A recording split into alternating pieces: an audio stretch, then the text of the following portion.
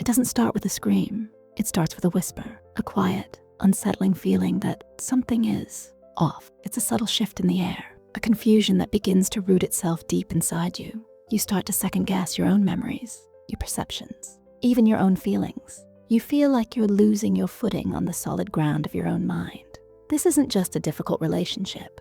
It could be a quiet, invisible attack on your sense of self. We are not going to talk about simple disagreements or bad days. We are pulling back the curtain on 6 specific, undeniable signs of narcissistic abuse. Recognizing these signs is not about placing blame. It's about reclaiming your reality. Let's begin. Number 1, gaslighting, the war on your reality. Gaslighting is one of the most insidious forms of psychological manipulation. It's a slow, steady erosion of your trust in yourself. The goal is simple: to make you doubt your own sanity, your own memories, and your own perception of events. It makes you dependent on them for your understanding of what is real. It sounds like this: I never said that. You're imagining things. You're being way too sensitive. That didn't happen, you're remembering it wrong. At first you argue, you present facts, you show evidence, you try to reason with them, but they will deny, deflect, and lie with such conviction that you start to wonder, could they be right? Did I really misunderstand? Am I actually being too dramatic? Over time, their version of events, repeated with absolute certainty, begins to overwrite your own. You stop trusting your own judgment. The abuser creates a fog of confusion, and they become the only lighthouse in that fog. You begin to rely on them to tell you what is true and what is false. This is not an accident. It is a calculated strategy to gain complete control. When your reality is constantly questioned, you stop trusting the one person you should always be able to trust, yourself. Number 2, constant devaluation and criticism. In the beginning, they probably told you that you were perfect. They praised your intelligence, your humor, your looks, everything about you. This is the idealization phase. But then slowly the tide turns. The compliments become backhanded. The praise becomes criticism. That shirt looks good on you. It's great at hiding your problem areas. You did a good job on that project, but you got lucky. You're smart, but you have no common sense. These aren't moments of constructive criticism. They are carefully aimed attacks designed to chip away at your self-esteem. They will find your deepest insecurities and shine a spotlight on them. They will mock your ambitions, belittle your accomplishments, and criticize the very things they once claimed to love about you. You find yourself trying harder and harder to win back their approval, to get back to that initial phase where you felt so loved and admired. But the goalposts are always moving. Nothing you do is ever good enough. This constant negativity is designed to make you feel worthless and unlovable. It's death by 1,000 paper cuts. Each small criticism is a tiny tear in the fabric of your self-worth until you're left with nothing but shreds. Number 3, calculated isolation. Narcissistic abuse thrives in the dark, away from the watchful eyes of people who care about you. For this reason, one of the earliest and most important tactics is isolation. They need to become the center of your universe. And to do that, they must cut you off from your support systems, your friends, your family, and even your hobby. This is rarely done in an obvious way. It's subtle. They might say things like, your friends are a bad influence on you, or they don't really like me. They're trying to break us up.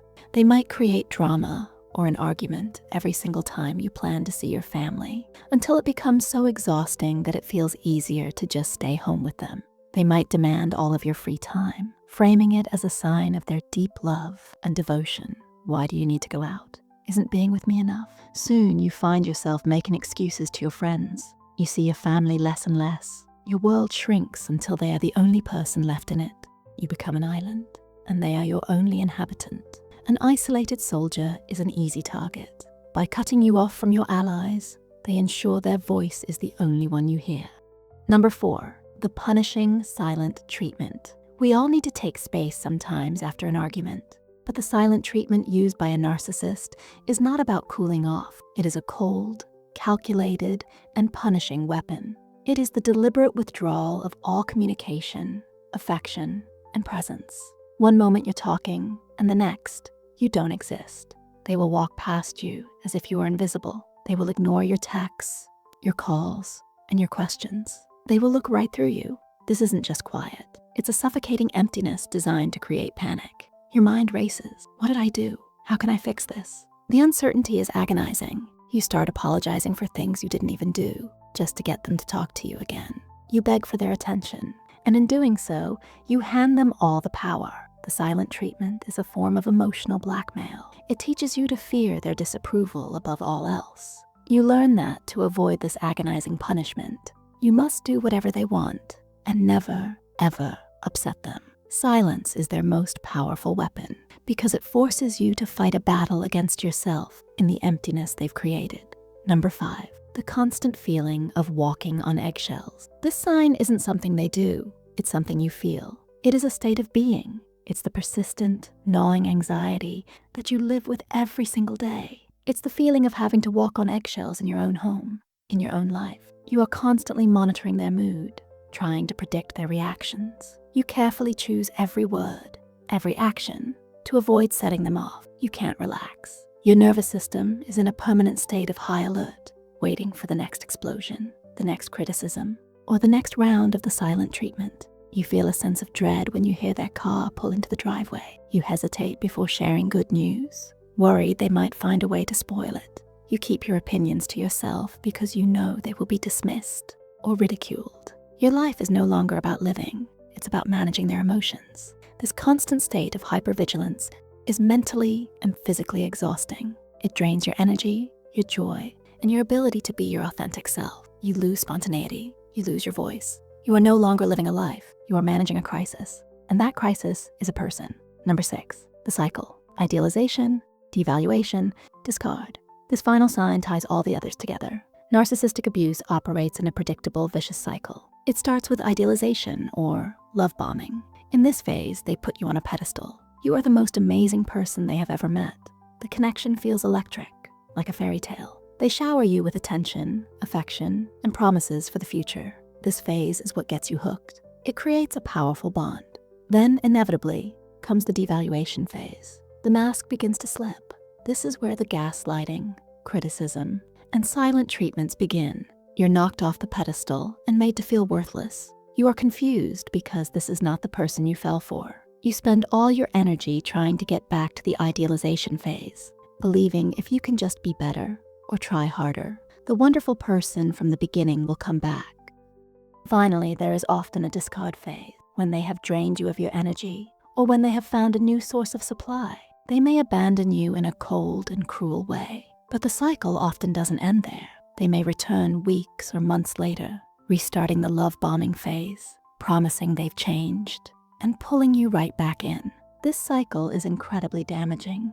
It's an emotional roller coaster that creates a form of psychological addiction. They make you fall in love, not with them, but with the reflection of yourself they showed you in the beginning. You spend the rest of the time trying to find that person again, not realizing they never truly existed. Recognizing yourself or your experiences in these signs can be difficult and painful, but knowledge is the first step toward freedom. Understanding these patterns is not about living in the past. It's about empowering your future. It's proof that you are not crazy, you are not too sensitive, and you are not alone. Your feelings are valid, and your reality matters. If this video brought you any clarity or helped you feel understood, please give it a like. It helps the video reach more people who might be living in this quiet confusion and need to see it.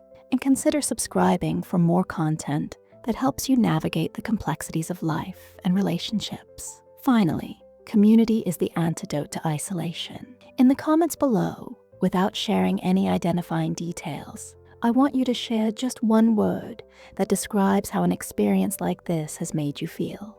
Reading through the comments, you might just see that your one word is shared by thousands of others. And in that, there is incredible power. Take care of yourselves.